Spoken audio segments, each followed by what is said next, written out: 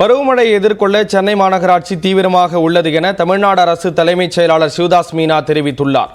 சென்னை தியாகராய நகரில் நடைபெற்று வரும் மழைநீர் வடிகால் பணிகளை தலைமைச் செயலாளர் சிவதாஸ் மீனா, மாநகராட்சி ஆணையர் ராதாகிருஷ்ணன் ஆகியோர் நேரில் ஆய்வு செய்தனர். பின்னர் செய்தியாளர்களிடம் பேசிய தலைமைச் செயலாளர் சிவதாஸ் மீனா, சென்னையில் திடீர் கனமழை பெய்தாலும் வெள்ளம் ஏற்படாமல் தடுப்பதற்கான முன்னெச்சரிக்கை பணிகள் தீவிரமாக நடைபெற்று வருவதாக கூறினார்.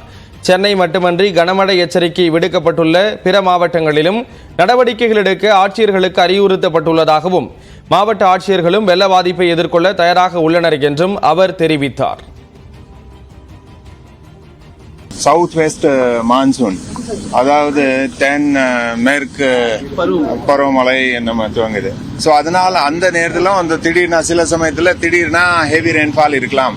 ஸோ அது வாட்டர் ஸ்டெக்னேஷன் அங்கங்கே அந்த இஷ்யூஸ் எங்கேயும் இனண்டேஷன் இஷ்யூஸ் இருக்கக்கூடாது. அதுக்காக நம்ம இப்போ அந்த டீசில்டிங் ஒர்க்ஸ் முன்னெச்சரிக்கையாக நம்ம சென்னை மாநகரத்தில் மற்ற சுற்றுள்ள அனைத்து அந்த நகரப்புற உள்ளாட்சி அமைப்புகளிலும் நம்ம டீசில்டிங் ஒர்க் ஆரம்பிச்சிருக்கோம்.